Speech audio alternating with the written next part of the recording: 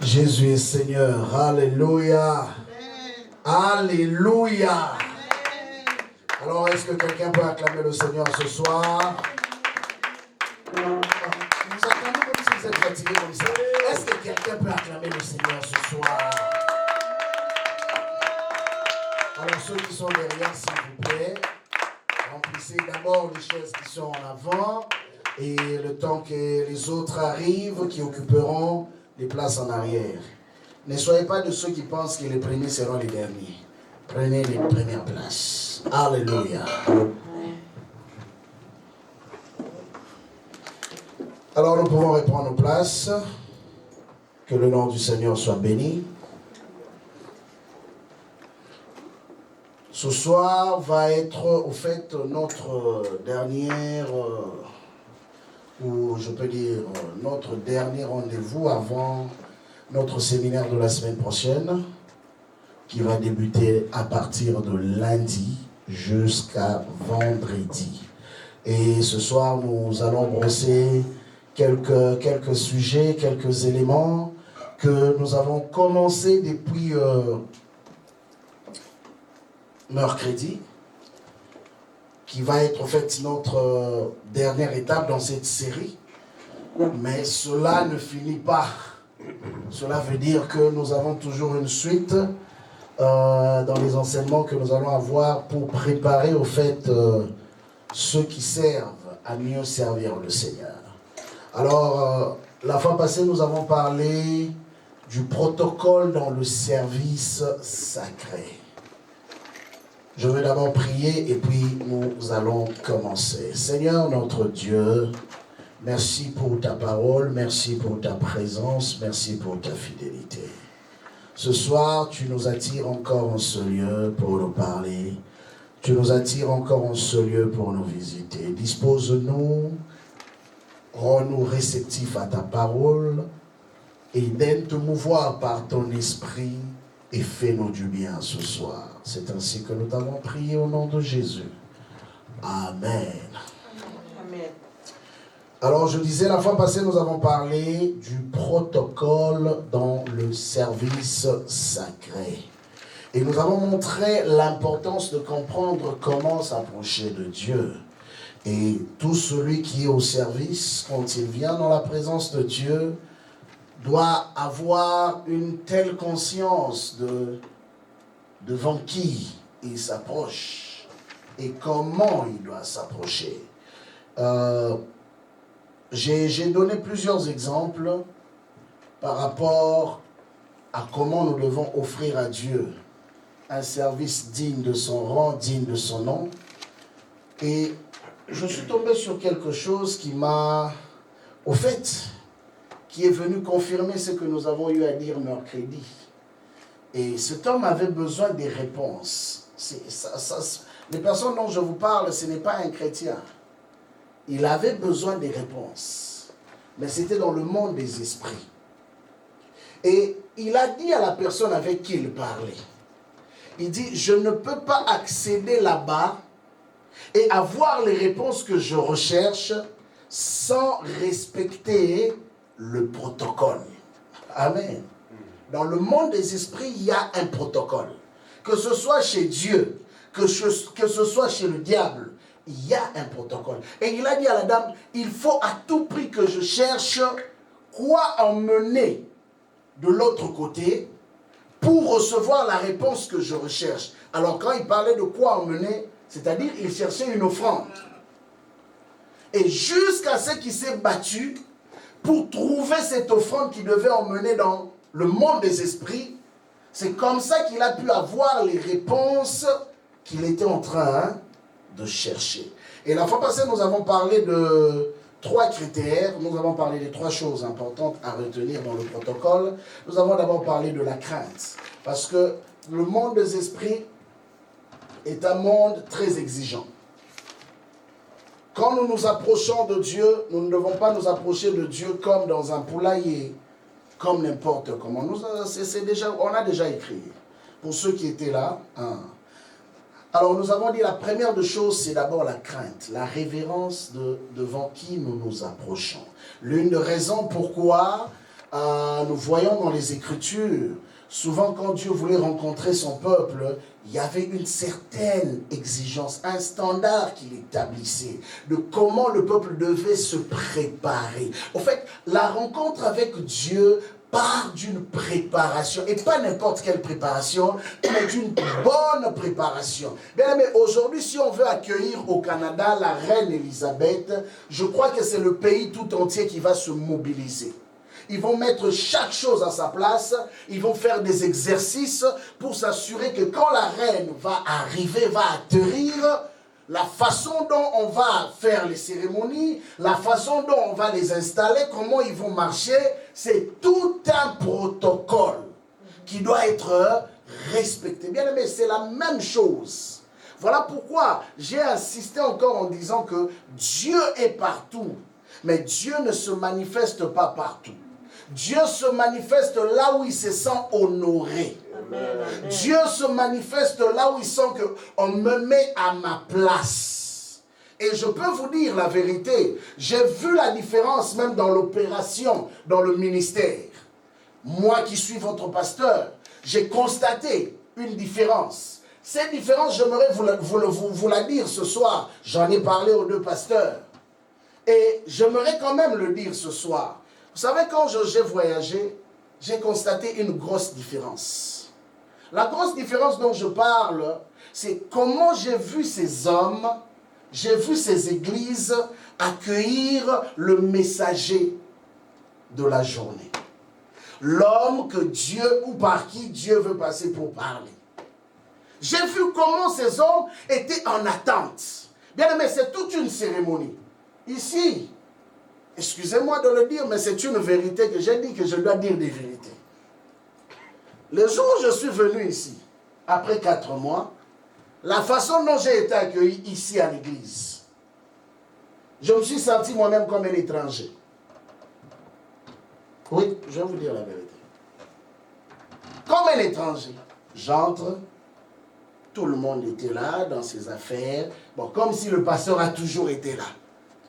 Il vient, c'est le même pasteur Noé. On est habitué avec lui. Donc, au fait, j'ai constaté la différence.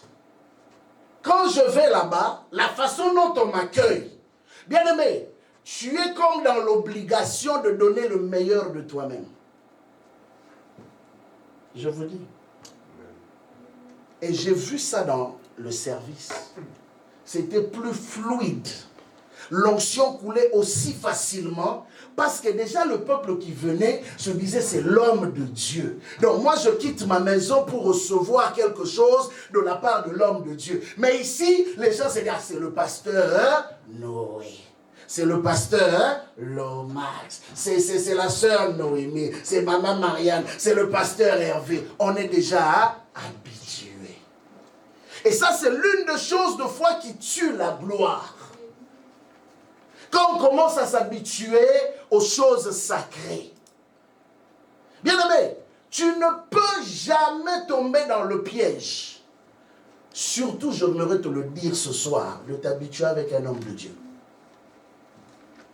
De t'habituer de comment tu dois t'approcher dans la présence de Dieu. Dès lors que tu commences à prendre cela pour un acquis. Voilà pourquoi il y a beaucoup de personnes qui sont passées à côté des grandes bénédictions parce qu'ils n'avaient pas compris la grâce qui coule quand on se rapproche de quelqu'un qui a reçu de Dieu un mandat. Je veux revenir rapidement là-dedans. Quand je parle maintenant de la deuxième chose qu'on a eu à brosser la fois passée, on a parlé de l'attente. Je parle de la crainte et je parle de l'attente, qui est le deuxième point, deuxième critère. La Bible dit ceci dans Matthieu chapitre 10. Très important.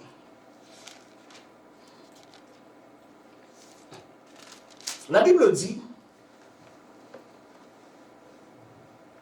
ça c'est Jésus qui parle à ses disciples.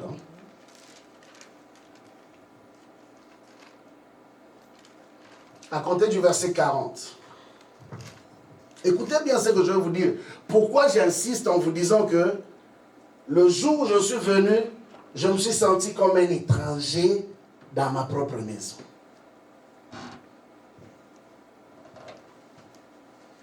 Là-bas, on ne laissera jamais un pasteur porter sa Bible lui-même. Certains vont dire que c'est exagéré. Mais je peux vous dire qu'ils ont compris un secret. Je vous dis, ils ont compris un secret que beaucoup en Amérique n'ont pas compris. Voilà pourquoi beaucoup de personnes vivent les bénédictions et voient les miracles de Dieu constamment. Écoutez, il dit ceci. Celui qui vous reçoit me reçoit. Et celui qui me reçoit celui qui m'a envoyé. Il ne s'arrête pas là. Il continue encore. Celui qui reçoit un prophète. Là maintenant, il va détailler encore une autre chose. Un prophète en qualité. Bien aimé, sais-tu que tu peux recevoir un homme de Dieu, mais pas en sa qualité d'homme de Dieu? Amen. Yes, yes, yes, yes. Et c'est ce qui se passe dans la vie de beaucoup. Beaucoup reçoivent les serviteurs de Dieu, mais pas en qualité des serviteurs de Dieu. C'est pourquoi ils ne vivent pas des miracles. Et je peux vous dire que la plupart des gens que j'ai vus Dieu faire des miracles dans leur vie, à travers moi par exemple, c'est parce que ces hommes respectaient la grâce qui coule dans ma vie. Eh bien aimé, comprends une chose. Toi qui es appelé à servir Dieu ici, ne prends jamais pour acquis les hommes établis par le Seigneur comme étant des personnes que tu connais. La grâce ne connaît personne. La grâce suit un protocole. Amen. Et quand ce protocole est respecté, la grâce visite les vies des gens.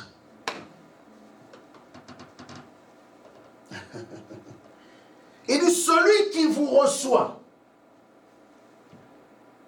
qui reçoit un prophète en qualité de prophète, recevra une récompense de prophète.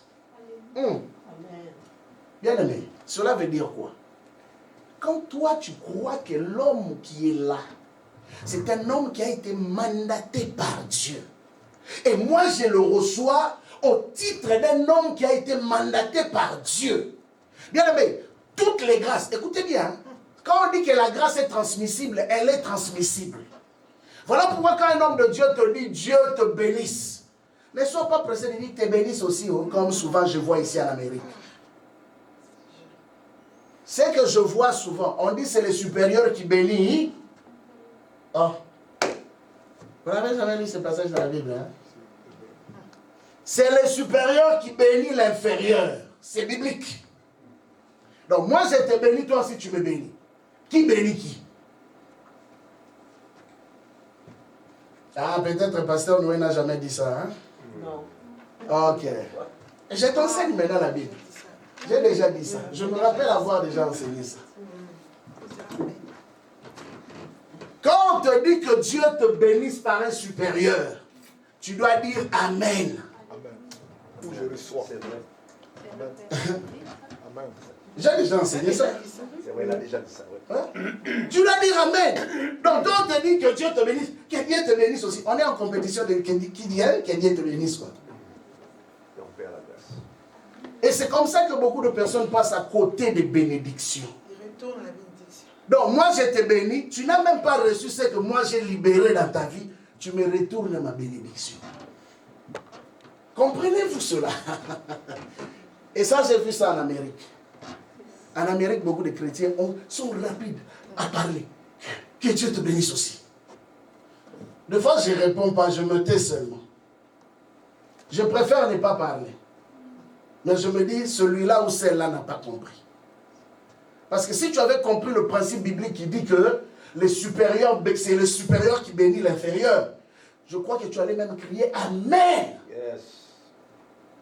Quand un supérieur libère la bénédiction sur ta vie, tu dois dire Amen. C'est-à-dire qu'il en soit ainsi. Avez-vous vu Abraham bénir Melchisédek? Hein? Avez-vous vu Jacob bénir Isaac? Hein? Vous qui lisez la Bible. Au contraire, c'est Melchisedec qui a béni Abraham. Abraham a béni Isaac. Isaac a béni Jacob. Jacob a béni ses enfants. C'est comme ça que ça se passe. C'est rendu comme un slogan aussi, hein, comme une chanson. Mais je ne sais pas cette chanson-là, ça vient d'où? Qui a écrit cette chanson? Parce que ce qui est écrit dans la Bible est autre chose. C'est une habitude. La Bible dit celui qui reçoit un prophète en qualité.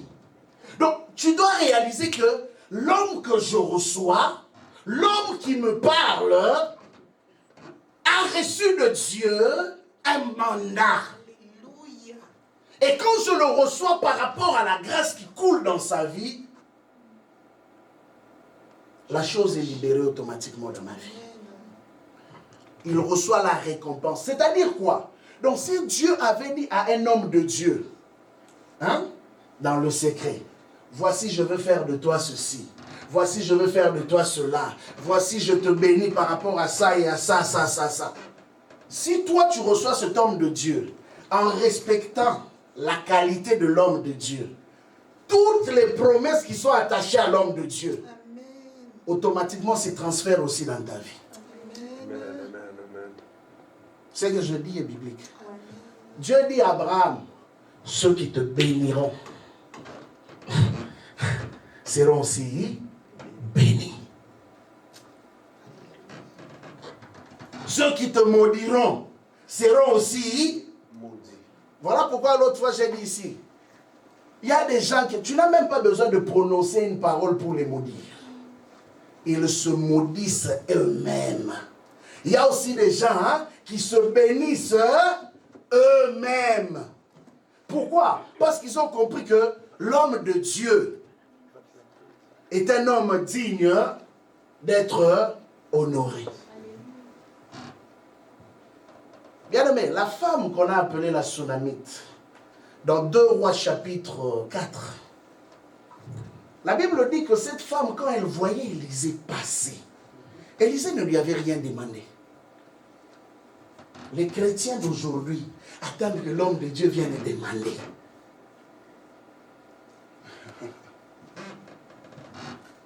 La femme a dit, je ne peux pas continuer à laisser l'homme de Dieu, voir l'homme de Dieu commencer à passer comme ça. Elle dit à son mari, il faut qu'on construise une chambre, un endroit où l'homme de Dieu peut se reposer. L'autre fois, j'ai expliqué au début, l'une des raisons qui fait que beaucoup de serviteurs ici en Amérique n'arrivent pas à donner leur plein potentiel, c'est simplement parce qu'ils n'ont pas assez de temps pour chercher Dieu. Ils n'ont pas assez de temps parce qu'ils sont obligés d'aller faire ce que tout le monde fait. Et quand un serviteur de Dieu fait ce que tout le monde fait, vous vous attendez à quel résultat de différent? Mais la femme avait compris, elle a dit non. Il faut qu'on lui dresse un endroit de repos où il peut mieux chercher Dieu. Comme ça, il sera une plus grande bénédiction pour nous. Amen. Bien aimé, l'homme a accepté. Ils ont construit une chambre élevée, une chambre haute. Elle a bien dressé la chambre. Et elle a dit à l'homme de Dieu, je ne veux plus que tu passes. Beaucoup de gens laissent passer les grâces comme ça. Elle a dit à l'homme de Dieu, je ne veux plus que tu passes. Viens rester chez moi. C'est ce que Jésus dit dans Matthieu. Celui qui reçoit un prophète en qualité. Oh, c'est que la femme... En fait, je crois que la femme avait une révélation. Elle avait compris que l'homme de Dieu, il portait un bébé qu'elle recherchait. Alléluia. Mais elle ne l'a pas dit directement. Mais elle a posé un acte qui a poussé l'homme de Dieu à lui poser la question. Qu'est-ce que tu veux que je fasse pour toi? Amen, amen, amen. Et vous savez, quand un homme arrive au point de te poser la question, qu'est-ce que tu veux que je fasse pour toi? Ça veut dire que tu l'as marqué à un point qui se dit, je ne peux pas partir sans avoir fait quelque chose dans la vie de cette personne. Alléluia.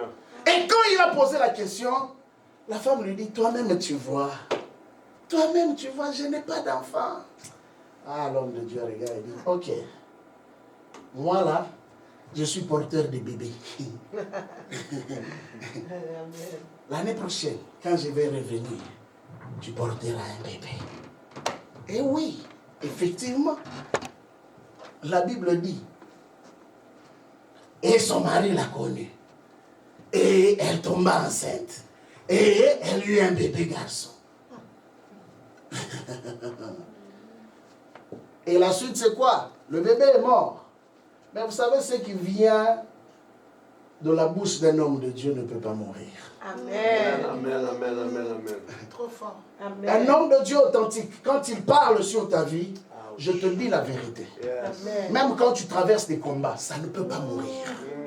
Prêche. Et la femme avait cette conscience. Elle dit, la personne qui m'a parlé, ce n'est pas n'importe qui. Yes. C'est un homme de Dieu. Oui, même si l'enfant meurt, moi je crois que puisque c'est l'homme de Dieu qui a parlé, mon enfant va ressusciter. Amen. Elle est retournée, elle a dit, elle ferme l'enfant dans la chambre. Elle va trouver l'homme de Dieu. Amen. Et bien aimé, ce que j'aime dans cette histoire, c'est la foi de cette femme. Et quand on lui pose la question, elle répondait toujours positivement. Elle disait toujours, la situation est sous contrôle. Et parce qu'elle croyait que réellement la situation était sous contrôle. Amen, amen. La suite, nous avons vu la résurrection. Voilà pourquoi la Bible dit, si tu reçois un prophète, en qualité de prophète, tu recevras aussi la récompense. Je vous parle souvent du Nigeria, mais je peux vous dire que la première fois que j'ai vu des gens recevoir un homme de Dieu avec honneur, c'était auprès des Nigérians. Je ne sais pas comment ils ont compris cette révélation, et je comprends pourquoi aujourd'hui, c'est un peuple qui est très béni. Les plus grandes églises aujourd'hui au monde se retrouvent au Nigeria. Et comment Dieu fait les choses dans ce pays, c'est extraordinaire. Simplement parce qu'il y a un peuple qui a compris que les serviteurs de Dieu ne sont pas n'importe qui. Celui qui reçoit un prophète en qualité de prophète recevra aussi la récompense du prophète. Amen. Celui qui reçoit un juste en qualité de juste recevra une récompense de juste. Bien aimé. Voilà pourquoi même dans ce que j'appelle souvent les agapés, ce que j'appelle souvent la communion fraternelle, s'il y a quelque chose qui doit dominer dans le milieu chrétien, c'est le respect des uns des autres.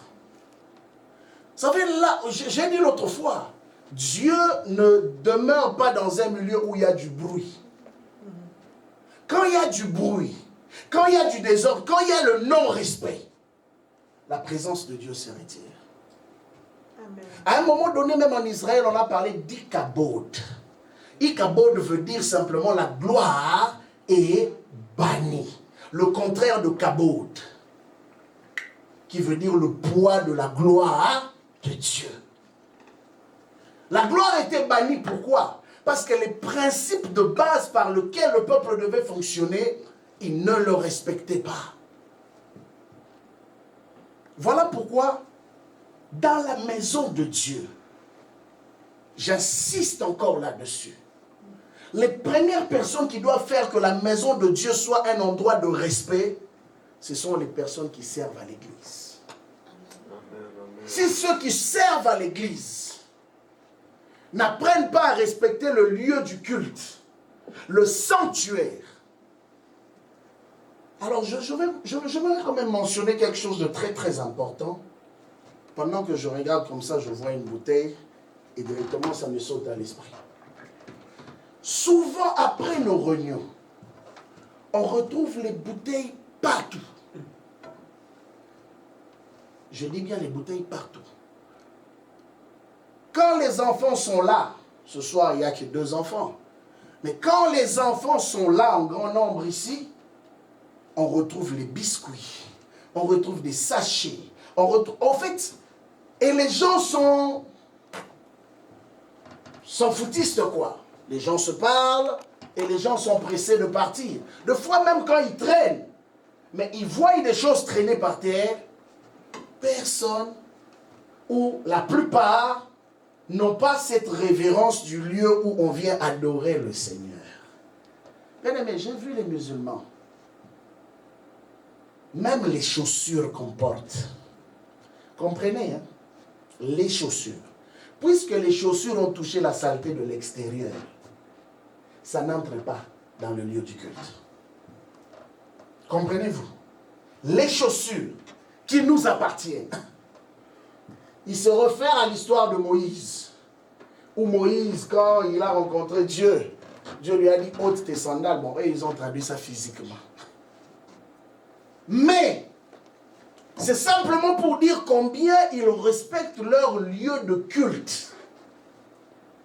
Les chaussures restent à un endroit spécifique et jamais je n'ai entendu, écoutez bien, jamais je n'ai entendu, en tout cas à ma connaissance, peut-être ça existe, mais moi je ne connais pas, que les chaussures dans un temple musulman, comment on appelle ça, mosquée, ont été volées. Je ne sais pas si vous êtes informés. En tout cas, pour ma part, je n'ai jamais entendu ça. Écoutez, tous ceux qui viennent là-bas, même ceux qui sont voleurs, se transforment en soi-disant saints. Je mets ça entre guillemets. Pourquoi? Parce que dans leur conscience, ils savent que nous sommes venus devant notre Maître. Aucun temple dans ce monde où vous verrez à l'intérieur un désordre. Aucun. Voilà pourquoi des fois je suis étonné de voir que on finit un service, on retrouve des bouteilles par-ci par-là, où des gens des fois prennent juste une gorgée et déposent et s'en vont chez eux. Des papiers par terre, et les gens sont à l'aise. Et ils attendent de voir la gloire de Dieu.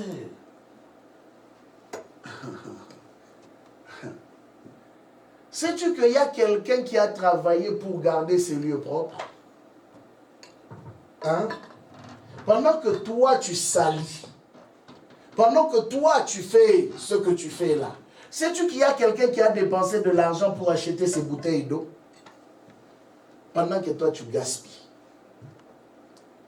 Il y a quelqu'un qui a dépensé de l'argent pour acheter cela. Quand on dit celui qui reçoit un juste, hein?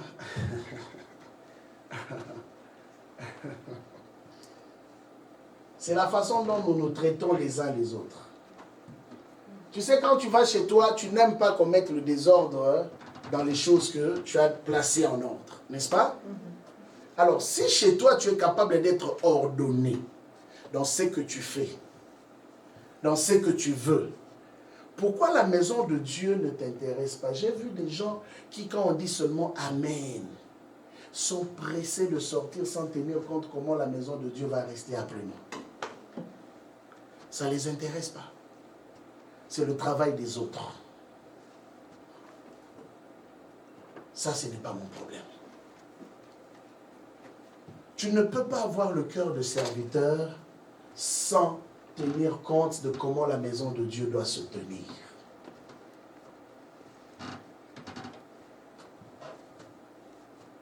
Quand nous venons dans la présence de Dieu, nous avons une attente. Nous nous attendons à quelque chose. Bien aimé, tu ne peux pas te déplacer de chez toi à la maison et venir dans un culte et ne t'attendre à rien. Alors ça, j'appellerais ça, c'est un tourisme spirituel. Or, je sais que dans la spiritualité, on ne fait pas du tourisme. Quelqu'un qui veut monter plus haut dans la spiritualité paye un lourd tribut pour atteindre ses objectifs, faire de nouvelles découvertes. Ce sont dans le monde occulte, quand ils veulent aller loin, bien aimé, ces gens prennent tellement au sérieux l'exercice qu'on leur impose. Il y a des gens qui sont capables de ne pas manger pendant plusieurs jours, de ne pas dormir pendant plusieurs jours, parce que simplement ils veulent atteindre une dimension. Ils sont capables même de sacrifier des vies des gens, parce qu'ils veulent atteindre une certaine dimension. Et bien aimé, vous vous étonnez de voir que quelqu'un qui n'a pas Dieu maîtrise les choses de l'esprit plus que celui qui dit avoir Dieu. L'autre fois, on a ri ici quand j'ai dit que la plupart des chrétiens ne voient que des murs, des voitures, des maisons, pendant que ceux de l'autre côté voient dans l'au-delà, et constamment. N'est-ce pas que dans le livre de Nombres, chapitre 23, on nous parle de ce fameux homme, cet homme, Balaam, qui fut un prophète. Mais j'aime comment il se décrit lui-même. Il dit, Balaam, fils de Béor, l'homme qui se prosterne et dont les yeux s'ouvrent. Oh, j'aime tellement ce passage-là. Qui se prosterne. Il n'a pas dit l'homme qui prie et les yeux s'ouvrent. Comprenez-vous? Donc, à peine il vient de s'agenouiller, ses yeux s'ouvrent. Donc, un accès facile dans le spirituel. Or, ta même Bible t'enseigne en te disant que c'est que nul homme n'a vu, c'est que nul homme n'a entendu, ce qui n'est point monté dans la pensée d'un homme, c'est ce que Dieu a préparé. Il a préparé à ceux qui l'aiment. Ils ont un accès constant dans les choses de l'esprit. La Bible dit que le voile a été déchiré. L'une des raisons pourquoi l'apôtre Paul, enseignant l'Église, il dit que vous pouvez tous prophétiser. Pourquoi il dit ça? C'est parce que l'apôtre Paul sait une chose. Là où l'Esprit de Dieu est en train de se mouvoir,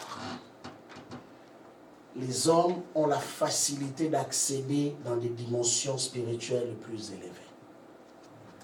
Voilà pourquoi mon prophète, Daniel, un homme que j'aime beaucoup, quand il se tenait à côté des plus grands sorciers, occultistes du pays, la Bible dit qu'il les dépassait tous.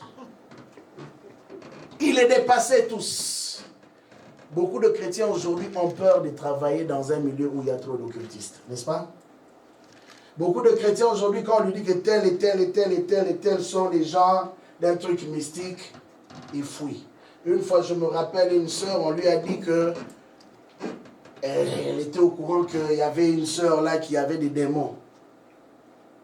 Juste parce qu'elle avait appris que cette sœur-là avait des démons. Quand la sœur entre, elle prend sa famille et se déplace pour aller s'asseoir de l'autre côté.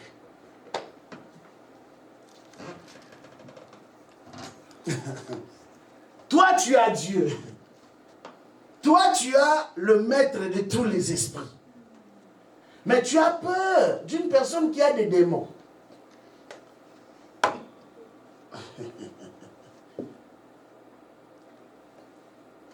La Bible dit que Daniel était avec tous ces hommes et ils travaillaient ensemble avec eux. Mais ces hommes ont constaté que Daniel avait un esprit supérieur. Et là, j'aimerais que tu dises avec moi ce soir, j'ai un esprit supérieur. J'ai un esprit supérieur. Ils avaient constaté que Daniel avait un esprit supérieur. Et c'est ça qui a fait la différence de cet homme d'avec tous les astrologues qui travaillaient avec lui. Et ils ont constaté que non seulement qu'il avait un esprit supérieur, Daniel avait une intelligence 10 fois plus que la sienne. La leur, pardon. Ce n'est pas Daniel qui leur a dit que j'avais un esprit supérieur. Daniel n'a jamais dit que mon intelligence était 10 fois plus que la vôtre. Mais eux-mêmes sont allés sonner en esprit. Et ils ont constaté que le niveau que Daniel avait atteint dans la spiritualité était de très loin supérieur au leur. Mais le secret de Daniel était une chose. Une fois j'ai expliqué ce mystère à quelqu'un. J'ai dit, j'ai fait l'étude de Joseph et de Daniel. Mais j'ai constaté une différence dans l'opération. Et cette différence, c'est quoi? C'est que Joseph était un prophète qui interprétait les rêves. Ok? Mais la différence, c'est que Joseph, on devait lui dire quel rêve pour pouvoir l'interpréter. Mais Daniel, par contre, tu pouvais ne pas lui dire ton rêve.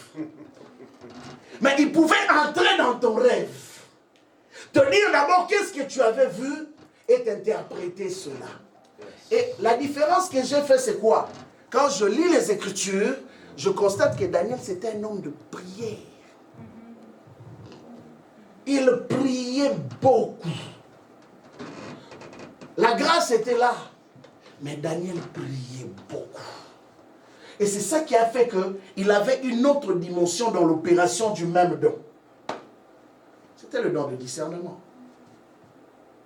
Mais son opération était plus élevée que ce qu'on avait connu autrefois. Et ainsi de suite. Daniel a opéré dans ces dimensions au point que tous ceux qui étaient autour de lui ont pu reconnaître qu'il était à une dimension plus élevée. Bien-aimé, il y a une attente que tu dois avoir au-dedans de toi. Au-dedans de toi, tu dois toujours te dire, Seigneur, là où je suis, je peux aller encore plus haut. La dernière des choses dont on a parlé la fois passée, c'est mettre chaque chose à sa place. C'est que j'ai expliqué par rapport à la logistique, comment on organise les choses au sein d'un service, l'intercession, les supplications, la louange et l'adoration. Et on a même posé une question ici. Qui savent comprendre la différence entre la louange et l'adoration. On a vu que par une chanson que j'avais lancée ici, on a eu plusieurs interprétations. Certains ont dit que c'est une louange, d'autres ont dit que c'est de l'adoration. Or, en réalité, au fait, la louange et l'adoration, comme je l'ai expliqué, n'ont rien à voir avec un rythme. Ce n'est pas parce que le rythme est rapide que c'est une louange, ou parce qu'il est lent que c'est une adoration. Non, la louange et l'adoration se diffèrent par les paroles. C'est ça qui fait la différence. Alors, nous avons parlé du message, parce que dans un service, l'une des parties les plus importantes aussi, c'est le message. On vient devant Dieu pour écouter ce que Dieu a à nous dire. On ne vient pas devant Dieu pour qu'on puisse seulement parler à Dieu sans écouter en retour. Qu'est-ce qu'il a à nous dire? L'instruction divine.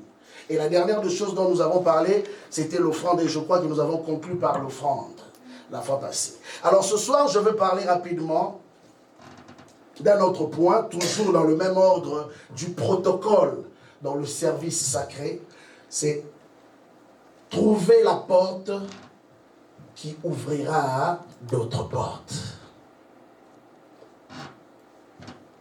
Trouver la porte qui ouvrira d'autres portes.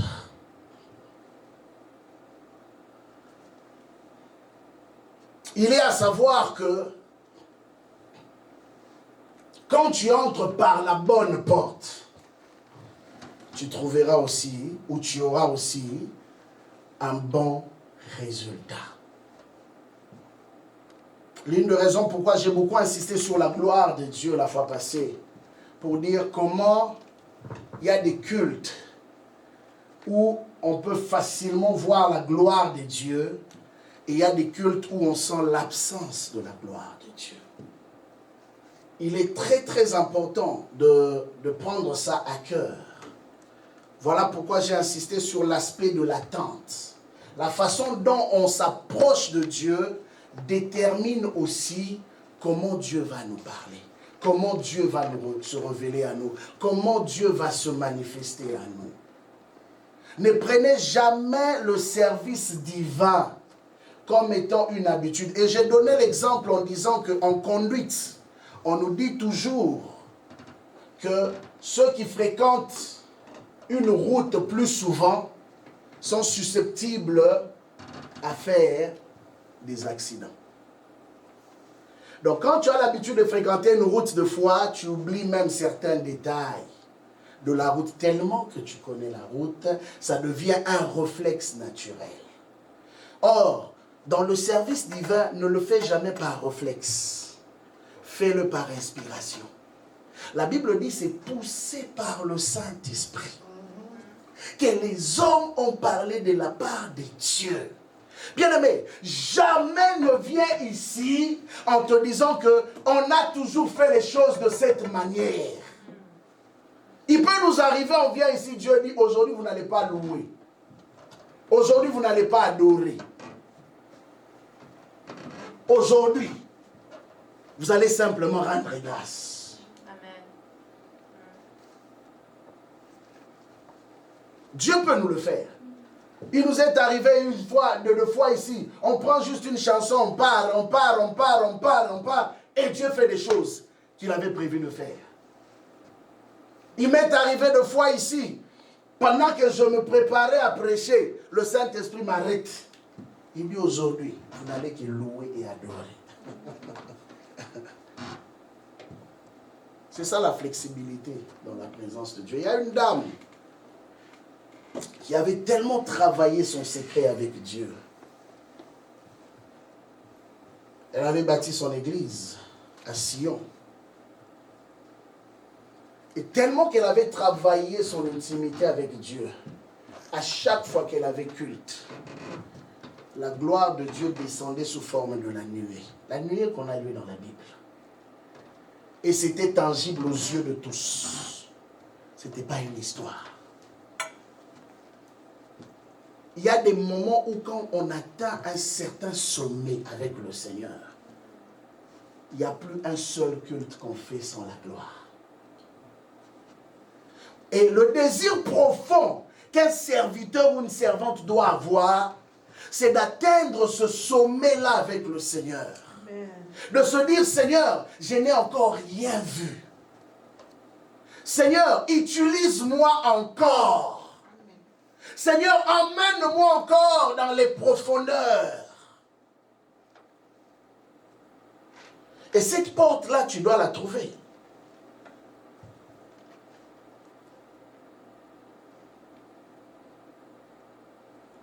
La présence de Dieu a des exigences. Et quand ces exigences-là sont remplies, ça ramène le divin vers l'humain. Bien aimé, c'est possible de vivre la même gloire qu'ont vécu les apôtres d'hier. C'est possible. C'est possible, je vous dis. Je me rappellerai toujours d'un... J'appelais ça Sion. C'est moi qui l'avais baptisé. Un lieu que le Seigneur m'avait donné à l'époque pour me recueillir en prière. Et la première fois que je suis allé là-bas, je me rappelle ce jour-là, j'ai prié pendant plus de 3 heures du temps. Et ce jour-là, la gloire de Dieu est descendue. Le Seigneur avait baptisé cet endroit-là.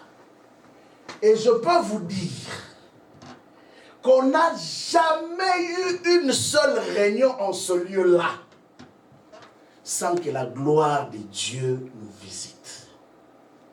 J'ai vu des gens qui étaient incrédules au prophétique, qui ont été saisis par la puissance de Dieu et qui ont commencé à prophétiser avec précision comme jamais ils pouvaient imaginer.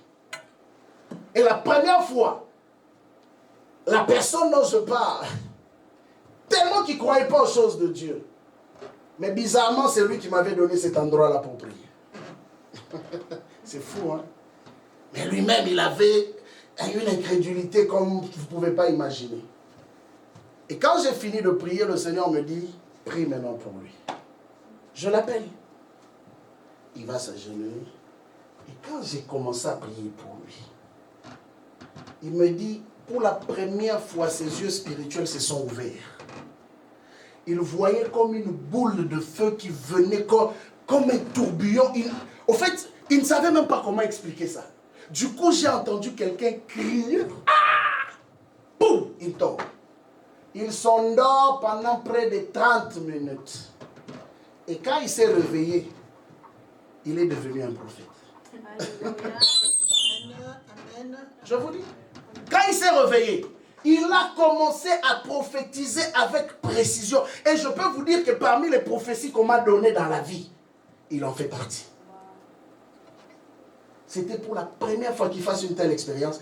Dieu, au fait, Dieu ne fait exception de personne. Hein? J'aimerais le dire comme ça. Dieu ne regarde pas combien d'années tu as fait. Il venait à peine de se convertir. Je venais à peine de lui faire accepter le Seigneur Jésus-Christ. Ça faisait juste quelques semaines. Mais il a fait une expérience qui a radicalement transformé sa vie. Au point que ce jour-là, même les démons qu'il avait, parce que ces garçons-là marchaient avec près de 62 démons, il avait fait des incisions dans son corps. Près de 62 démons avec lesquels il marchait. Ce jour-là, ce feu-là qui est venu. Et j'ai compris que ce feu-là n'était pas juste le baptême, c'était aussi une délivrance. Amen. Parce qu'après, personne ne les reconnaissait. Le garçon qui était brutal est devenu du coup doux. Et il a donné, il commençait à donner des paroles aux gens qui étaient précis et clairs. Parce qu'il avait été visité par le Seigneur. Bien aimé, quand tu trouves la porte qu'il faut, ça va automatiquement t'ouvrir d'autres portes. Et cela va t'introduire dans ta destinée. Voilà pourquoi, bien aimé, la façon dont tu sers Dieu dans son sanctuaire détermine ce que Dieu fera aussi pour toi. Alors je le dis. Moi j'ai appris à servir Dieu dans les bons comme dans les mauvais moments. Il y a quelqu'un un jour qui m'a fait rire. Un frère qui est venu me poser la question. Il m'a dit, mais pasteur, est-ce qu'il t'arrive aussi de manquer $10? Comme ça, bizarrement. Je lui ai dit, pourquoi tu me poses cette question? Il m'a dit, tu m'as toujours l'air d'un homme, ça va quoi.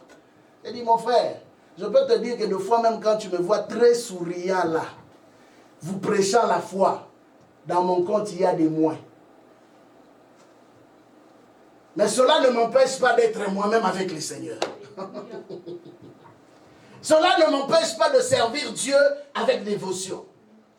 Ce soir, je vais vous parler d'un homme. Pendant qu'il était au service de Dieu, il n'avait pas d'enfant. Mais cela ne l'a jamais empêché d'être assidu à l'œuvre de Dieu. C'est pourquoi au début, je nous ai dit, ce n'est pas toi qui imposes au Dieu les règles de comment il doit faire les choses avec toi. C'est Dieu qui nous impose les règles. C'est Dieu qui nous dit comment nous devons le servir. Et nous n'avons qu'à faire une seule chose, obéir. Parce que nous faisons partie de l'armée. Et dans l'armée, ce n'est pas le soldat, le militaire qui détermine comment les choses se feront. Zacharie était dans le service divin. Mais il avait une femme stérile. Sa femme n'avait pas d'enfant. Zacharie pleurait dans son cœur. Luc chapitre 1, versets 5 à 19. Mais Zacharie ne manquait pas à son devoir de servir Dieu. Et la Bible dit qu'il lui est arrivé à un moment donné où le sort est tombé sur lui, où il devait aller offrir le parfum. Et Zacharie a obéi, il est allé faire son service. Et la Bible dit qu'au moment où il offrait le parfum, il fut visité par un ange. Vous savez, quand vous lisez la Bible, dans la plupart des apparitions angéliques, les anges ne donnent pas leur nom. Dans la plupart des cas. Il y a juste quelques fois dans les Écritures où vous verrez où les anges donnaient leur nom, mais ce n'est pas arrivé souvent. La plupart des visitations angéliques, tu peux voir, il peut te parler, mais souvent ils ne donnent pas leur nom. Parce que le nom cache aussi une autre réalité. C'est pourquoi Manoach a posé la question à l'ange, Juge chapitre 13. Parce que ces gens connaissaient l'importance du nom. Après que l'ange ait eu à leur parler par rapport à la venue de leur fils qui était Samson, Manoach pose la question, comment tu t'appelles? Pourquoi il voulait savoir comment l'ange s'appelait? Jacob aussi a eu à faire cela. Quand il dit comment tu t'appelles, l'ange dit pourquoi tu veux savoir mon nom? Mon nom est merveilleux. Merveilleux. Parce qu'il fait des choses merveilleuses. Et c'est ce jour-là que Manoach avait compris qu'il venait de faire une rencontre avec l'ange de l'Éternel. Et ici, la Bible nous dit que pendant que cet homme était en plein service, il reçoit la visitation de cet ange qui s'appelle Gabriel. Et Gabriel lui dit une chose de très capitale. Il lui dit, je suis Gabriel et je me tiens devant Dieu. J'aime bien ce passage. Une fois j'ai expliqué ça ici. C'est que dans les Écritures, il n'y a que 2 personnes qui ont utilisé ce langage. Le numéro 1, c'était Élie. Élie a dit, je suis Élie et je me tiens devant Dieu. Alors je me pose la question, parce qu'Élie aussi était un messager. Gabriel aussi était messager. Qui se tenait réellement?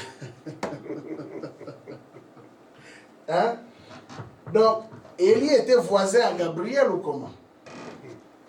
Dans la présence de Dieu. Voilà pourquoi vous verrez que la parole d'Élie avait le pouvoir de la parole de Dieu. Comprenez-vous ça? Le secret d'Élie, ce qui a fait que Élie, aucune de ses paroles ne tombait sans être exécutée, c'est parce que Élie avait compris que pour que je sois efficace ou influencer la terre, je dois me tenir devant Dieu.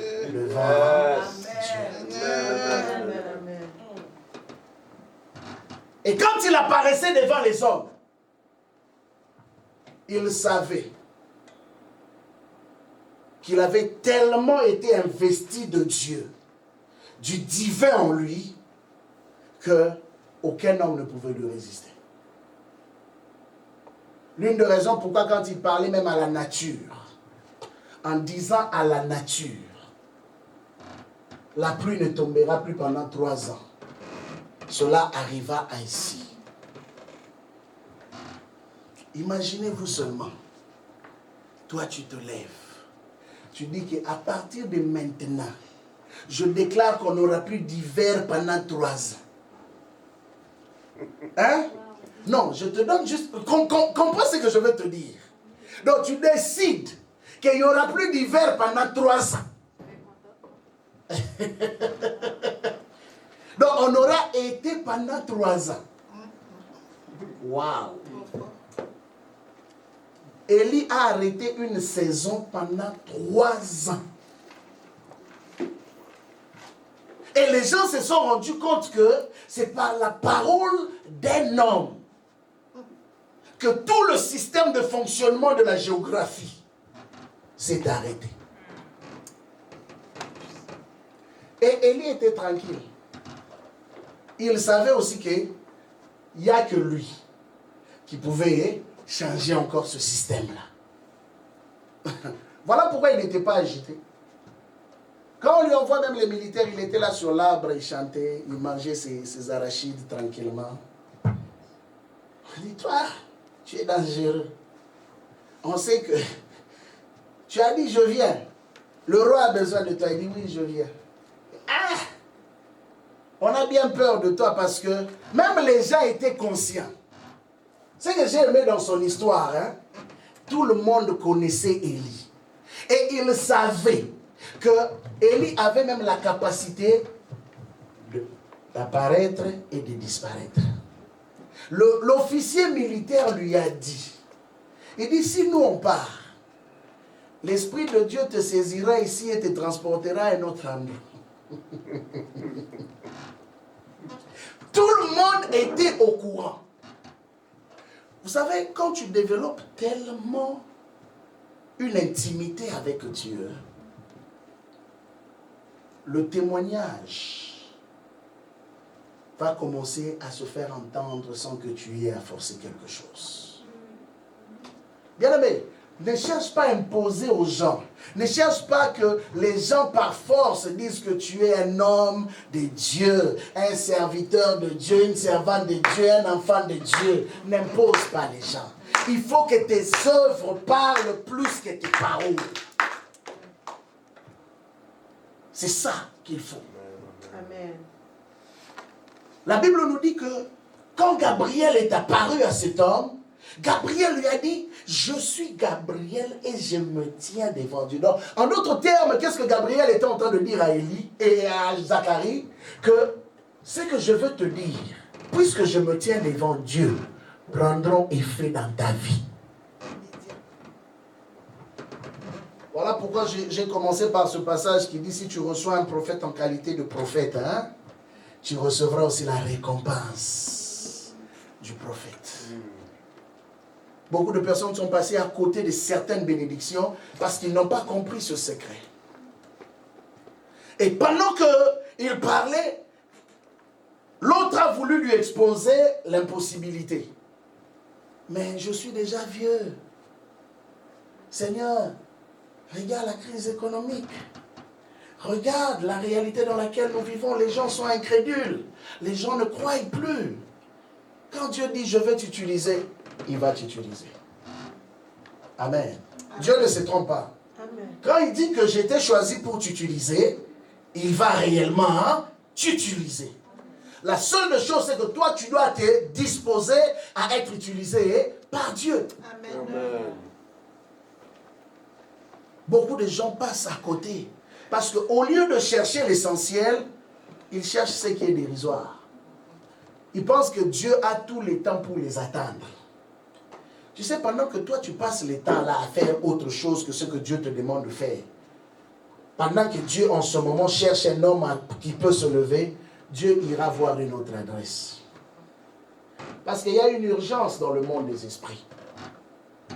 Dans le monde des esprits, quand Dieu veut faire quelque chose maintenant, il cherche un homme aussi disponible maintenant. Si le temple de Dieu a besoin de toi maintenant, c'est maintenant l'urgence. N'attends pas demain. Parce que demain peut-être sera trop tard. Dieu sera déjà passé. Dieu aura déjà vu quelqu'un d'autre. C'est ce qui s'est passé entre Ésaü et Jacob. Au moment où le papa avait faim, lui il va à la chasse, il passe des heures et des heures. Donc il doit d'abord chercher un gibier. Il doit tuer le gibier. Et ça doit être le bon gibier. Et quand il va le tuer, il doit enlever la peau. Il doit découper. Il doit mettre au feu. Pendant que derrière, dans leur champ là, dans leur ferme, il y avait un gibier. Comprenez-vous ça? Dans leur champ ou dans leur ferme, il y avait un gibier. Et quand Rebecca a écouté, il dit, mais pourquoi perdre du temps pour quelque chose qu'on peut juste prendre dans notre ferme? Mais l'autre est allé dans la forêt. Et dans la forêt, tu n'as pas la garantie de trouver rapidement. La Bible n'a pas dit combien d'heures Ésaü a fait. Mais le papa avait faim. Un vieux papa faim, il a besoin de manger aussi rapidement. Alors, Rebecca a visé, a compris qu'on ne pouvait pas faire attendre la bénédiction. La bénédiction, comme disent certains, hein, ça, bon, je n'aime pas dire ce terme-là, mais eux, ils disent que ça s'arrache. On n'arrache pas.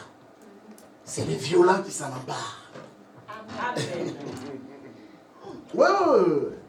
Il faut sauter dessus. Il ne faut pas attendre. Quand c'est maintenant, c'est maintenant. Voilà pourquoi quand Jacob a vu l'ange, il a dit, je ne te laisserai pas partir si tu ne me bénis pas.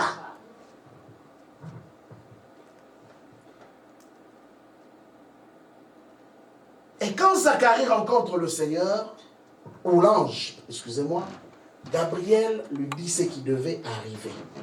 Et ce que j'ai aimé, Gabriel ne lui dit pas simplement qu'il allait avoir un enfant. Parce que depuis longtemps, Élie attendait un enfant. Pardon, Zacharie, merci. Mais j'aimerais te dire ce soir 3 choses encore. 3 choses encore. Pour que tu comprennes quand Dieu approuve ta marche. La Bible dit que quand l'Éternel approuve la conduite d'un homme, il fait quoi? Il dispose même favorablement ses ennemis. Alors ce soir, j'aimerais te dire une chose. Il y a des signes qui ne trompent pas. Il y a des signes qui démontrent que Dieu est content de l'église temple de Dieu. Il y a des signes qui montrent que Dieu est content de toi ou Dieu est content de toi. Et tu le verras toi-même. Il y a des choses qui ne trompent pas. Le premier signe qui démontre l'approbation de Dieu dans ta vie, c'est quand ceux qui sont au ciel commencent à te visiter, toi qui es sur la terre. Amen. La Bible dit que personne n'est jamais monté au ciel si ce n'est celui qui est venu du ciel, n'est-ce pas? Il est venu du ciel pour nous annoncer quoi? Les choses du ciel, non? Alors, comment toi tu peux connaître les choses s'il n'y a personne qui vit au ciel qui vient te les annoncer? Le premier signe qui démontre l'approbation, c'est quand ceux qui sont au ciel commencent à te visiter, toi qui es sur la terre. Zacharie était en plein service. Mais imaginez-vous, pendant que Gabriel était avec Zacharie, ça veut dire que Gabriel avait laissé son poste au ciel. Son poste au ciel était vacant. Parce que lui dit que je suis Gabriel et je me tiens devant Dieu. Mais en ce moment-là, il ne se tenait pas devant Dieu. Il a laissé Dieu pour venir se tenir devant un homme. Donc la place de Gabriel au ciel en ce moment-là était vide. Mais vide pour quelqu'un d'important. Quelqu'un qui avait marqué le cœur de Dieu. Amen, amen. Donc Dieu pouvait se passer du service de Gabriel à cause de Zacharie. Imaginez-vous que Dieu, qui aime voir ses anges en opération 24 heures sur 24, décide de se passer du service de l'un d'eux. Parce que j'aimerais te dire, il y a des anges qui vivent au ciel et il y a des anges qui sont constamment avec nous sur la terre. Ok? Ça, j'expliquerai ça aussi un autre jour. Mais, quand tu vois que ceux qui sont au ciel commencent à laisser leur position pour venir sur la terre, rencontrer des hommes choisis par Dieu, c'est qu'il y a un mouvement qui est en train de se passer. Parce qu'un ange ne vient jamais les mains vides. Un ange vient toujours avec un message venant d'en haut. Amen, amen, amen. Daniel 10, versets 11 à 12. Le même ange est venu encore pour une énième fois visiter un homme qui cherchait la face de Dieu, qui avait besoin de réponses.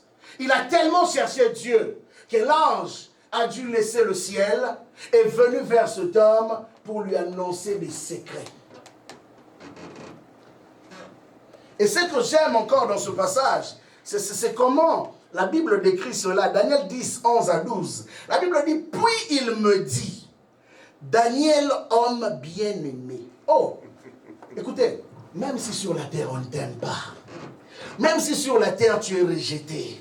Mais au ciel, il y a un nom. Et le nom que l'ange lui a annoncé, c'est comme ça que Dieu aussi l'appelait. Dieu disait que Daniel était un bien-aimé. Même si ici sur la terre on dit que toi on ne t'aime pas, on s'en fout.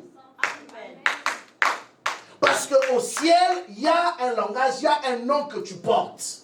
C'est bien-aimé. Amen, amen, amen. Il dit Daniel, homme bien-aimé.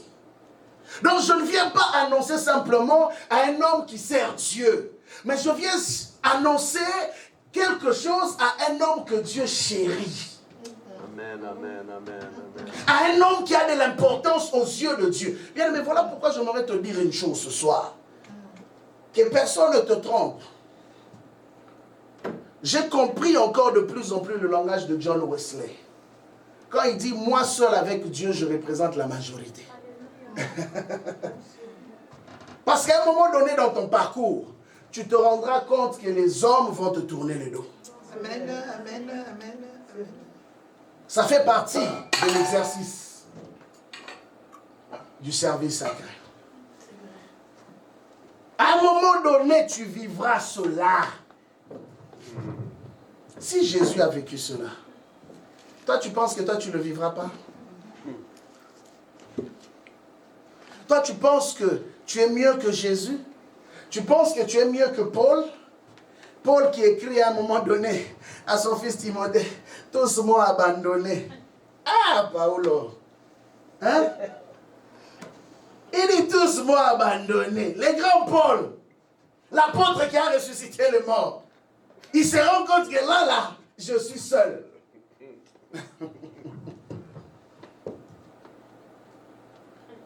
Comprends qu'au ciel, il y a un nom. Et je te dis une vérité. Quand tu as écouté le ciel, n'écoute plus personne. Amen. Alléluia. La Bible dit, homme bien-aimé, sois attentif aux paroles que je veux te dire et tiens-toi debout à la place où tu es. Ça, c'est encore une partie importante. Daniel était courbé. Il n'arrivait plus à se tenir debout. Oh oui, ça c'est très symbolique. Ça peut être ton cas. Tu es tellement fatigué de faire le service sacré. Tu as tellement connu de coups. Tu as tellement connu de déceptions qu'à un moment donné, tu n'as même plus le goût de te lever. Courbé à cause des coups que tu as reçus derrière le dos. Courbé à cause des trahisons. Courbé à cause des déceptions. Et tu n'as même plus le goût de te relever. Bien aimé, je connais des gens qui, tellement qu'ils ont été déçus, ils ont un appel authentique, mais ne veulent plus servir. Mais ce soir, si tu en fais partie, j'aimerais te dire, si tu étais courbé, relève-toi. Si tu étais courbé, prends position. Parce qu'il y a un nom que Dieu t'a donné. C'est bien-aimé. Amen, amen. Il dit à Daniel, lève-toi. Mais ne te déplace pas. Parce que te déplacer ne te donnera pas la solution. Il dit, tiens-toi debout là où tu es. C'est-à-dire quoi? Tiens-toi debout dans ta responsabilité. Tiens-toi debout dans le rôle que Dieu t'a appelé à jouer. Tiens-toi debout dans la position où tu étais quand Dieu t'avait appelé. Tiens-toi debout là où tu es. C'est le temps de se relever. Amen, amen, amen, amen, amen. Pendant que les gens se mobilisent de part et d'autre, il est temps aussi que ceux qui sont appelés à servir Dieu puissent réellement se mobiliser. Ce n'est plus le temps de pleurer. Ce n'est plus le temps de courber son dos. Ce n'est plus le temps d'attendre. C'est le temps de se lever et de faire ce pourquoi nous avons été appelés à faire. Car toi, tu croises tes bras, il y a un homme qui meurt. Tu croises tes bras, il y a une femme qui meurt. Pendant que tu attends, il y a une famille qui se détruit. Or, en ce temps-là, Dieu te dit, tiens-toi debout. Alléluia. Tiens-toi debout. Et Daniel, en ce temps où il recevait cette parole prophétique, lisez bien les Écritures, ils étaient en captivité. Et Daniel était en jeûne et prière parce qu'il avait besoin d'une direction de la part du Seigneur. Il avait lu les prophéties de Jérémie. Et Daniel disait, Seigneur, jusqu'à quand? Il faut que cette parole s'accomplisse. Et ce que j'ai aimé avec cet homme, c'était un homme qui savait comment attirer Dieu vers lui. Dans le service de Dieu, il n'y a pas de chômage. Il n'y a pas de retraités. Hein? J'ai dit, dans les services de Dieu, il n'y a pas de retraités, il n'y a pas de vétérans. Amen. Les anciens combattants. Les anciens combattants. Il n'y a pas de vacanciers non plus. Il n'y en a pas. Il n'y en a pas. Parce que pendant que nous, on est en vacances, le diable n'est pas en vacances. La Bible dit, il rôde comme un lion. Régisseur. Régissant. Il rôde. Donc il tourne à tout moment, à chaque seconde, cherchant qui dévorer. Pendant ce temps, nous, on n'a pas droit. Oui, je ne veux pas dire de ne pas prendre les vacances. Ce n'est pas ça que je dis. Non, quand je parle de vacances, c'est vacances physiques. Hein? Tu travailles trop, tu prends vacances. Ça n'a rien à voir avec vacances spirituelles. Ça n'a rien à voir. Mais une chose que j'aimerais que tu comprennes, le champ missionnaire ne peut pas être vide. Dieu a besoin des hommes et des femmes qui prennent position, qui sont constamment à leur garde, qui sont constamment là en train de veiller, qui sont constamment là à vouloir récupérer les âmes qui se perdent, qui sont constamment là à se battre pour le succès de son œuvre. Bien-aimé, si toi tu ne te lèves pas, tu attends que qui puisse se lever à ta place? Si toi tu ne prends pas position, qui le fera à ta place? Tu penses que Dieu nous donne tout ce qu'il nous donne simplement pour que on soit beau devant lui ou belle devant lui? Non. Tout ce que nous avons reçu de Dieu doit être au service de Dieu.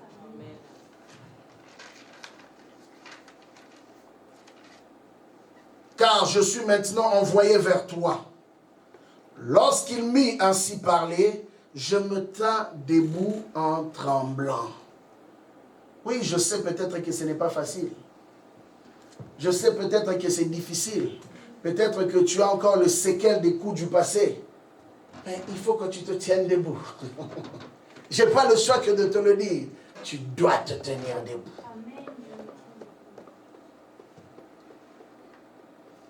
Il me dit, et je peux te rassurer encore ce soir, il me dit, tu peux mettre ton nom. Daniel ne craint rien. Le Max ne craint rien.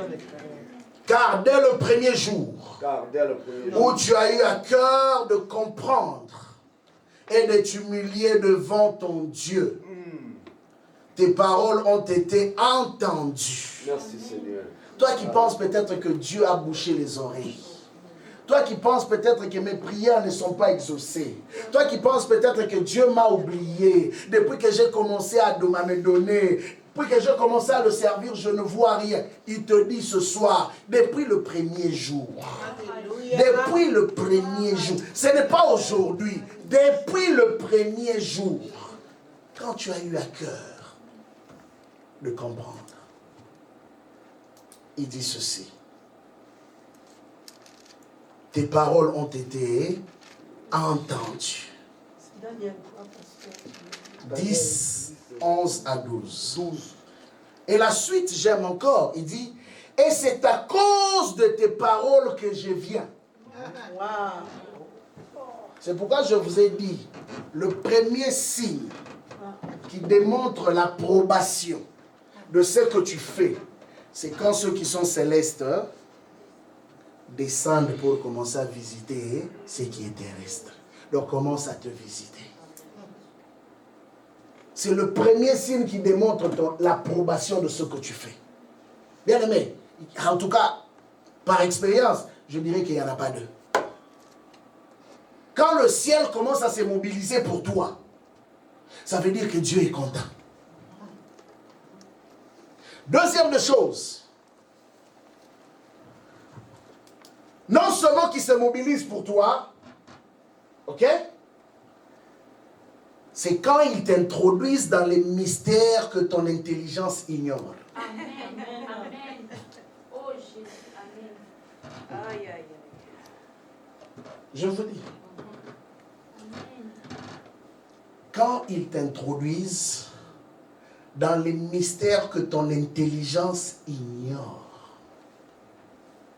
Bien aimé, tu vas comprendre ça. La marche avec Dieu, je ne sais pas comment l'expliquer. Des fois, il y a des mots, qui me manquent. Comment expliquer ce que je veux dire? Mais j'aimerais te dire simplement que il y a des choses cachées que tu ne peux ni expliquer, ni comprendre par l'intelligence humaine. Mais quand tu commences à voir le céleste commencer à descendre pour commencer à te révéler ces mystères, à te dire ce qui est dans le cœur de Dieu, c'est le deuxième signe qui démontre que Dieu est content. Tu ne peux pas vivre comme tous les humains. Non. Tu ne peux pas entendre seulement ce que les humains entendent. Je me rappelle une fois, il y avait une sœur. J'ai aimé cette grâce-là. Il y avait une sœur qui avait reçu le privilège de la part de Dieu d'entendre les oiseaux.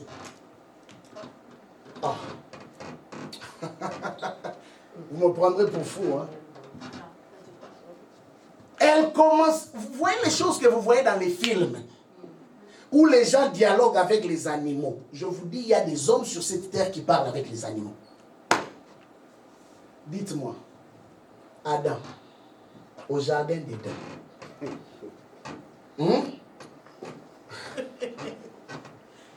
comment Noé a fait venir tous les animaux pour qu'ils entrent dans l'arche? Expliquez-moi ça. On a dit appelle les deux par deux, non? Comment il a fait?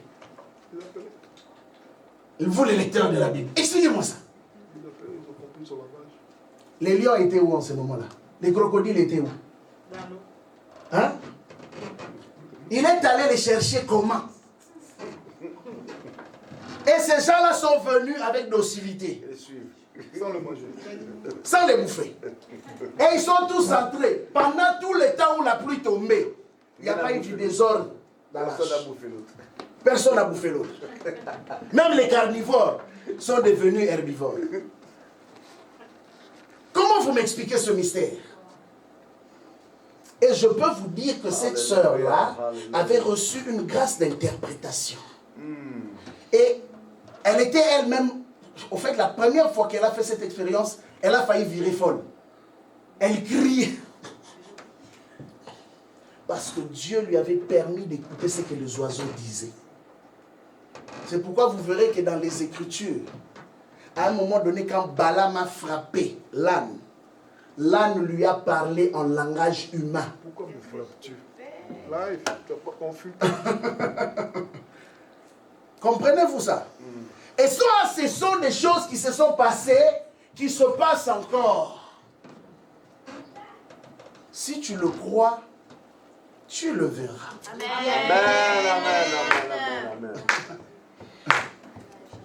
Moi, j'aime parler des mystères. Si tu crois, tu le verras. Yes. La Bible même explique dans le livre d'Ésaïe qu'on habitera avec les lions, avec les serpents. C'est biblique ce que je dis. Mais maintenant qu'on va habiter avec eux, comment on va parler? Dans quel langage?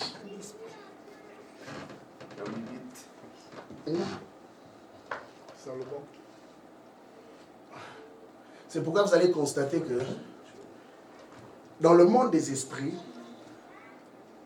souvent, les symboles spirituels sont représentés en totem sous forme des animaux.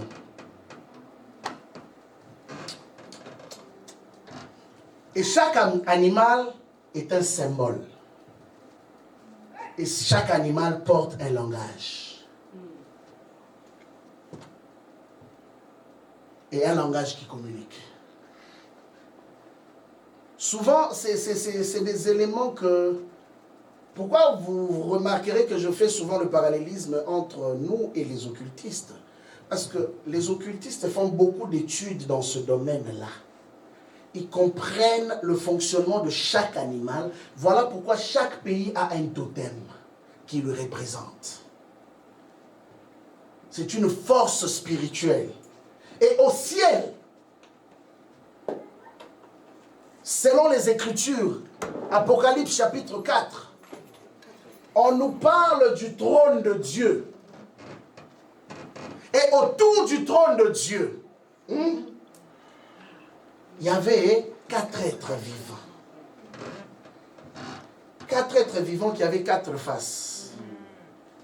3 faces étaient les faces d'animaux et une seule face était la face d'un homme. Et ils avaient Dieu partout. Dieu partout. Ok, je parle maintenant français d'ici. Ils avaient des yeux partout. Voilà, les yeux. Non seulement qu'ils avaient des yeux partout, ils étaient transparents. On pouvait voir à l'intérieur d'eux. Et ça qui voit ça, c'est un prophète, un apôtre prophète qui voit ça. Du nom de Jean. J'ai toujours dit, vous savez, il y a des apparitions, il y a des créatures, quand tu le vois, tu risques de fuir. Mais il voyait cela où au ciel, ou à côté du trône de Dieu. Il y a des créatures comme ça. Les êtres. Et on les appelle simplement les êtres vivants. Ça, je n'explique pas ça ce soir. Mais j'ouvre juste des parenthèses comme ça. Pour nous emmener à comprendre qu'il y a tellement de mystères que l'Église doit comprendre. On se limite aux petites choses pendant qu'il y a des plus grandes choses qu'on peut vivre. Il faut que les chrétiens entrent maintenant à l'université de Dieu. Quitte un peu le secondaire. Quitte un peu le primaire. Hein? La garderie. Garderie. Hein? Pour descendre encore garderie. Garderie encore. Ok, quitte la garderie. Yes. Monte un peu primaire. Va au secondaire. Va jusqu'à l'université. Fais ton master, ton doctorat là. Et puis ta maîtrise. C'est très important. Parce que quand nous ne maîtrisons pas le fonctionnement du monde des esprits, il y a des choses qui nous passeront comme ça. Amen, amen. L'une des raisons pourquoi vous voyez que ceux qui font beaucoup d'études dans le fonctionnement des choses de l'esprit ont pratiquement le contrôle dans leur domaine. L'une des raisons pourquoi quand Daniel a accédé au niveau supérieur, bien aimé, Daniel était capable de commander le royaume sans être le roi. Est-ce que vous me comprenez? Amen. En réalité, c'est Daniel. Quand le roi avait besoin de solutions, il avait besoin d'une direction, il venait trouver qui? Daniel. Parce qu'il avait compris que la sagesse de toute sagesse reposait en lui.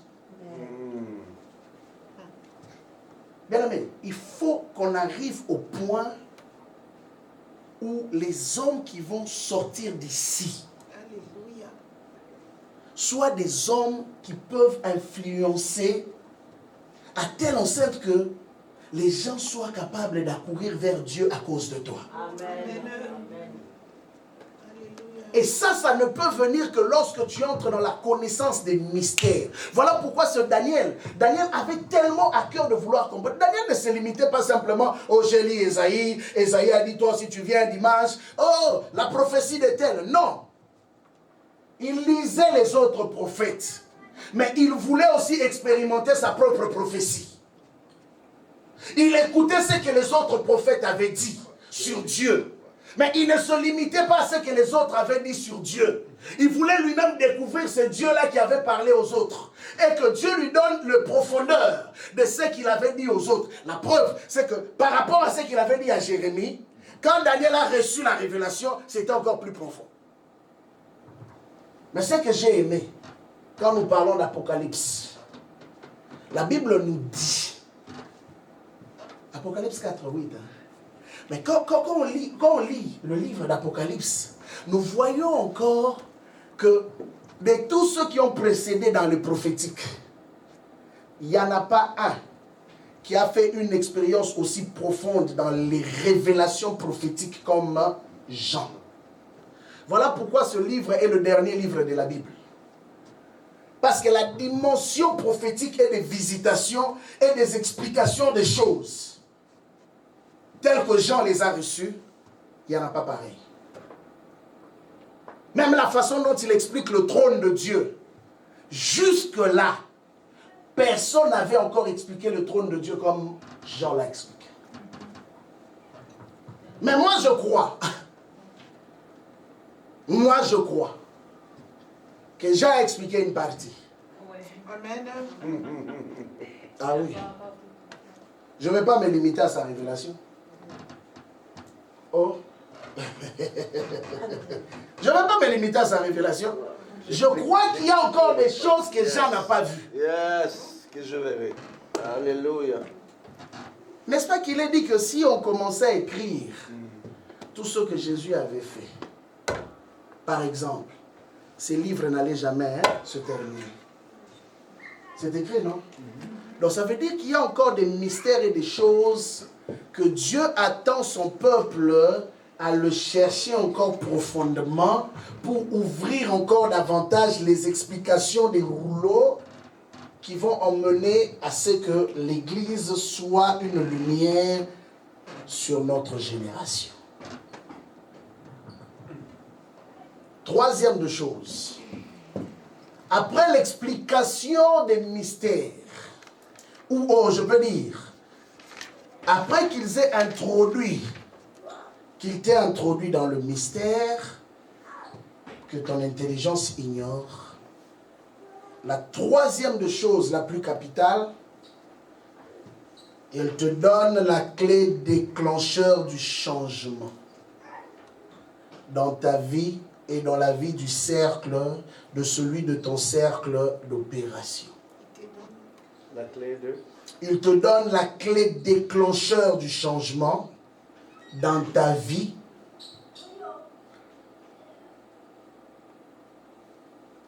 Il te donne la clé du changement dans ta vie et dans celle de ton cercle d'opération. Ces mystères te sont révélés pour que tu puisses opérer à un endroit spécifique, dans un domaine spécifique. Maintenant que tu as la connaissance de ce mystère, que ces mystères existent, il y a une clé. C'est pourquoi je parle de trouver la porte qui ouvrira à d'autres portes. Maintenant, tu as besoin de la clé. Et ce sont ces créatures qu'on appelle des anges, envoyés par le Seigneur, qui viennent te remettre cette clé qui va t'introduire maintenant dans la manifestation de ces choses. Beaucoup ignorent l'opération angélique, comment ils opèrent. C'est pourquoi beaucoup, ou je peux dire moins, font les expériences angéliques. Une fois j'ai dit ici, le Nouveau Testament ou la Nouvelle Alliance, c'est la dispensation où il y a eu plus de visitations angéliques que dans l'Ancienne Alliance. Pourquoi? Parce que nous sommes dans le régime de l'Esprit. Et quand le régime de l'Esprit est manifeste dans la vie du peuple de Dieu, il y a beaucoup de mouvements spirituels qui se font aussi. Il est impossible de vivre dans une église spirituelle sans les mouvements de l'Esprit.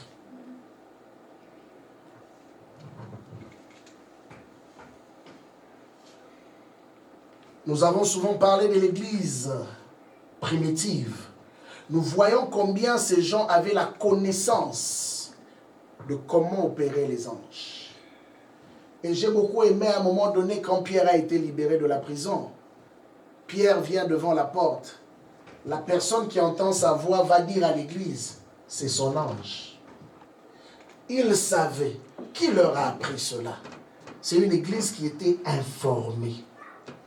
Quand déjà un chrétien ne sait même pas qu'il a un ange. J'ai déjà entendu des débats là-dessus. Oh non, on n'a pas des anges, c'est le Saint-Esprit. Oui, le Saint-Esprit est Dieu qui habite en nous. Mais il a mis les anges autour de nous pour marcher avec nous. Amen. Ouais. C'est dans la Bible.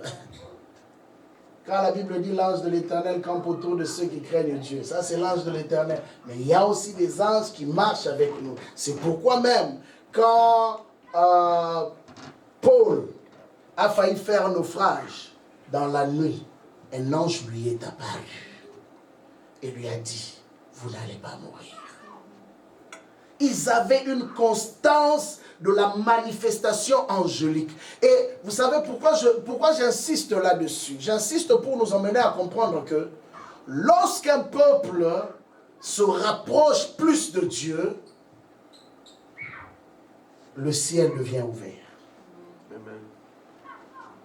Et la Bible nous parle de Bethel. Et la Bible dit ceci. Le ciel. Jacob a vu le ciel ouvert. Parce que Bethel, c'était au fait une vision prophétique de l'église. Et il voyait les anges monter et descendre. Et Jésus-Christ va confirmer cette parole. Il dit ceci. Il parle à qui? À Nathanaël. Jean chapitre 1.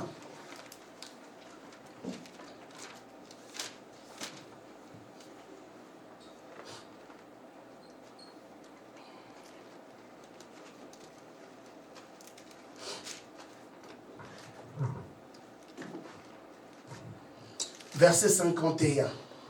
Il dit ceci. Et il lui dit, en vérité, vous verrez. Il parle à qui? Il dit, vous verrez. Donc si tu ne vois pas, tu es aveugle. Il dit désormais. Ça veut dire qu'à partir de maintenant, j'introduis une nouvelle dispensation. Et cette nouvelle dispensation, c'est quoi? Vous verrez le ciel ouvert et les anges de Dieu monter et descendre sur les fils de l'homme. Désormais. C'est quelque chose qu'ils n'ont pas eu à voir avant. Mais il dit désormais, je vous introduis dans une nouvelle dispensation. Vous verrez les anges, le ciel ouvert d'abord, et vous verrez les anges monter et descendre. Parce que constamment, à chaque seconde, à chaque minute, il y a des mouvements qui se passent dans le domaine de l'esprit. Et ceux qui captent ce mouvement-là sont ceux qui sont capables d'influencer aussi les choses. Voilà pourquoi vous allez voir souvent les hommes qui ont compris l'importance de ces choses prennent beaucoup de temps en secret, en retraite, devant la face de Dieu. Parce qu'ils savent que les grandes choses, on ne peut les avoir que dans le secret de Dieu. Amen. Amen. Tu ne peux pas être un serviteur ou une servante de Dieu quand tu ne sais pas capter les fréquences divines. C'est comme une radio qui a plusieurs fréquences. Mais pour les capter, il faut que tu passes par des ondes. Et là, il faut chercher jusqu'à les capter. Et quand tu le captes, tu es capable d'émettre. Voilà pourquoi un homme comme Jean-Baptiste, qui pouvait être en plein désert. Ah, j'aime ça. En plein désert. Quand cet homme criait, ceux qui étaient dans les villes étaient capables de quitter les villes pour aller chercher l'homme qui était en plein désert. Parce que sa voix n'était plus juste la voix d'un homme normal. Au fait, quand Jean-Baptiste parlait, c'était comme si Dieu parlait.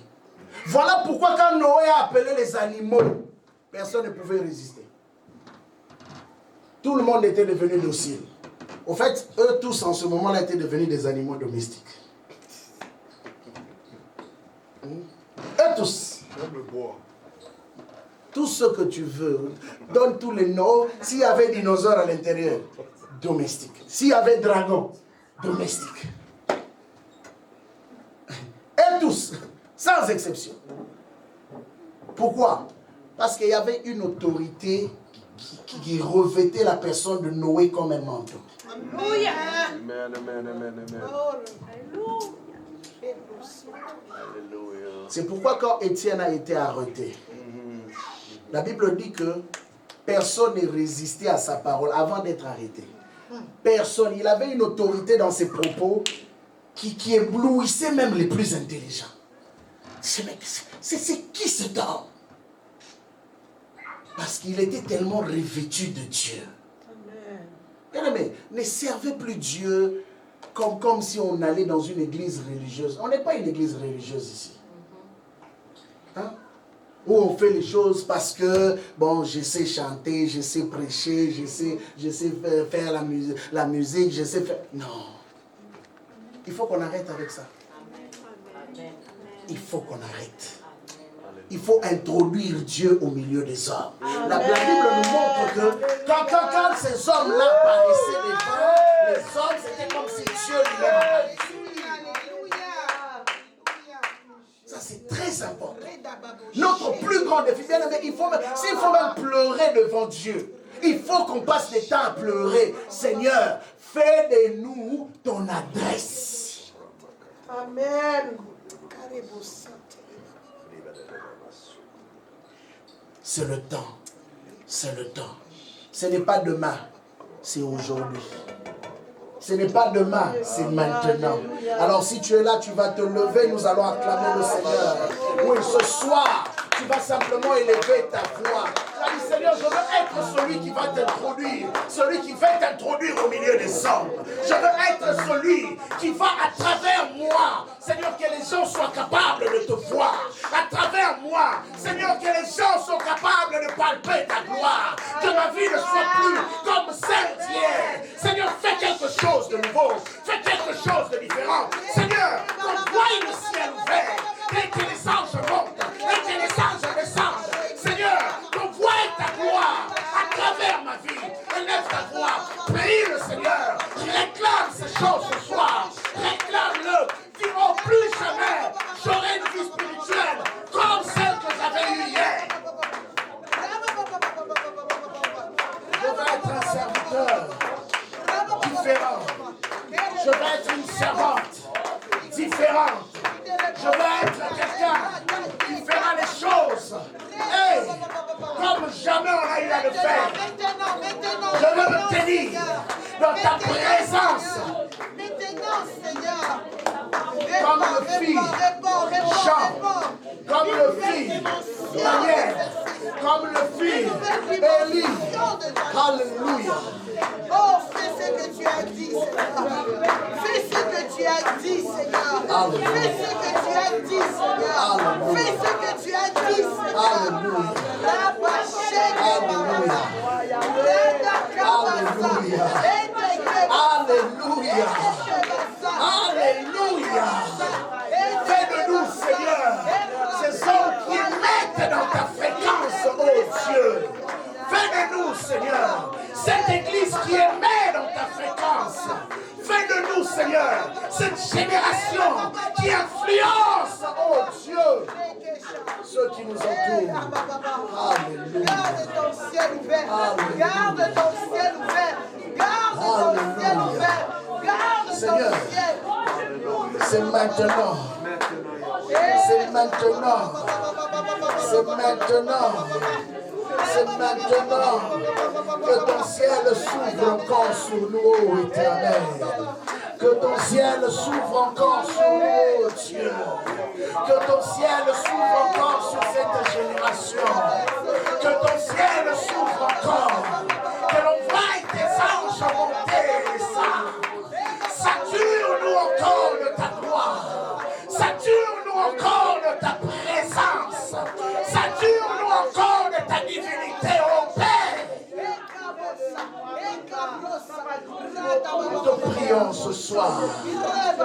Nous avons soif de toi. Nous avons soif de toi. Nous avons soif de toi. Et que les écailles tombent de nos yeux. Yahweh.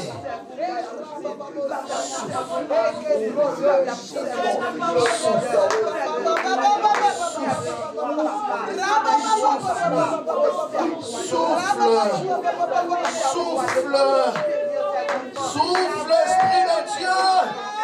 Souffle, Esprit de Dieu. Souffle, Esprit de Dieu. Nous avons soif de toi, Seigneur. Nous avons soif de toi, Éternel. Nous avons soif de ta présence. Nous voulons te voir.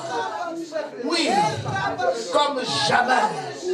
Ce soir, refais-nous de ton manteau, de ce manteau de gloire. Ce soir, refais, Yahweh, de ta gloire. Nous voulons t'introduire au milieu de cette génération. Nous voulons t'introduire au milieu de cette génération. Nous voulons t'introduire au milieu de cette génération, Seigneur. Nous voulons t'introduire au milieu de ton peuple. Nous voulons t'introduire au milieu, Seigneur. Yahweh de ce monde, nous voulons t'introduire tel que tu es. Seigneur, sature-nous, oh Dieu. Sature-nous, Seigneur, de ta présence. Sature-nous de ta gloire.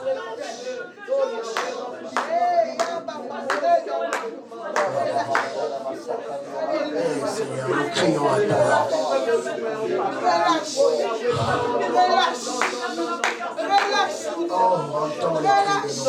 Oh, entends les cris de nos cœurs. Entends les cris de nos cœurs. Entends les cris de nos cœurs. Temple de Dieu est là au devant de toi ce soir. Temple de Dieu est là au devant de toi en ce jour. Temple de Dieu est là dans ta présence, oh Dieu.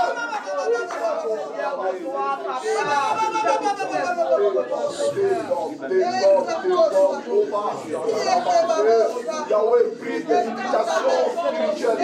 Brise les limitations de Bali. Brise les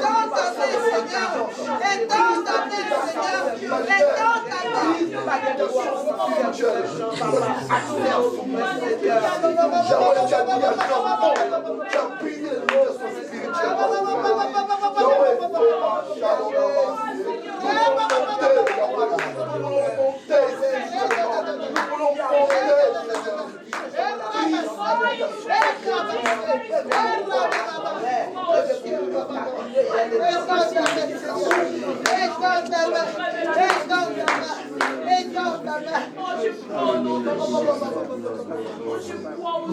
Oh,